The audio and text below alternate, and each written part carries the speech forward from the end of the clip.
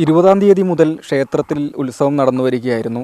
ഇന്നലെ രാത്രി ഗാനമേള നടക്കുന്നതിനിടെയാണ് ഈ ദാരുണമായ കൊലപാതകം സംഭവിക്കുന്നത്. ആളുകളുടെ ശ്രദ്ധ, കൂടുതൽ ആളുകൾ ക്ഷേത്രത്തിലേക്ക് വന്നിരുന്നു. പക്ഷേ എല്ലാവരുടെയും ശ്രദ്ധ ഈ ഗാനമേളയുടെ സ്റ്റേജിലേക്ക് പതിഞ്ഞ സമയത്താണ് ഇത്തരത്തിൽ കൊല നടക്കുന്നത്. ക്ഷേത്ര ഭാരവാഹികളാണ് നമ്മോടൊപ്പം ചേരുന്നത്.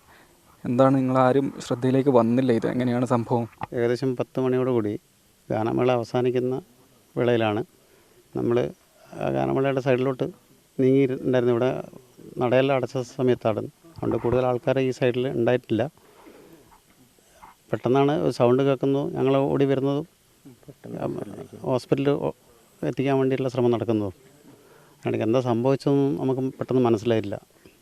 ഈ കാണുന്ന CC ക്യാമറയിൽ അത് പതിഞ്ഞിട്ടുണ്ടെന്ന് തോന്നുന്നല്ലേ? ഈ ക്യാമറയുടെ പരിധിയിലേക്ക്, അതായത് കാണുന്നത് അവിടെ ഇരുന്ന് വീഴുന്നതാണ് കാണുന്നത്. കൂടുതൽ ഈ സൈഡിലോട്ട് ഇല്ലാത്തതുകൊണ്ട് അത് കിട്ടിയിട്ടില്ല. സത്യേട്ടൻ നമ്മളെ ബന്ധു കൂടിയാണ്, നമ്മുടെ ഏറ്റവും വേണ്ടപ്പെട്ട ആളുമാണ്. യാതൊരു പ്രയാസമില്ലാതെ ആ കുടുംബം തന്നെ നമ്മളായിട്ട് വളരെ സഹകരിച്ചു പോകുന്നതാണ്. ഞങ്ങളുടെ മകൻ ക്ഷേത്ര കമ്മിറ്റിയായിട്ട് ബന്ധപ്പെട്ട ആളാണ്. അതുകൊണ്ട് ഞങ്ങൾക്കെല്ലാം തന്നെ അതൊരു വലിയൊരു ഷോക്കായിട്ട് മാറുകയാണ്. ഇദ്ദേഹം ഒരു സൗമ്യ സ്വഭാവക്കാരനാണ്. അപ്പോൾ അദ്ദേഹത്തിന് അങ്ങനെ ഒരു ശത്രുക്കളുള്ളതായിട്ട് നമുക്ക് അറിയില്ല.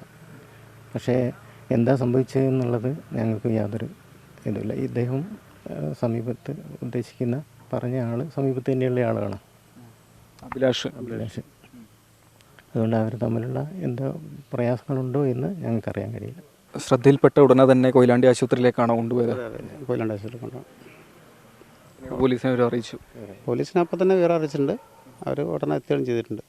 ഞങ്ങൾ ഉടനെ CCTVൻ്റെ റൂം ലോക്ക് ചെയ്ത് ഹാൻഡ് ഓവർ, ചാവി പോലീസിന് ഹാൻഡ് ഓവർ ചെയ്തത്. അവർ വന്നതിന് ശേഷമാണ് തുറന്ന് ചെക്ക് ചെയ്തപ്പോൾ.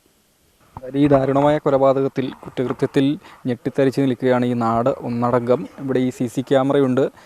ക്ഷേത്ര കമ്മിറ്റി ഓഫീസ് തന്നെയാണ്. ഈ ക്യാമറയിലാണ് ഇതിലെ നിർണായക തെളിവ് ലഭിച്ചിട്ടുള്ളത്.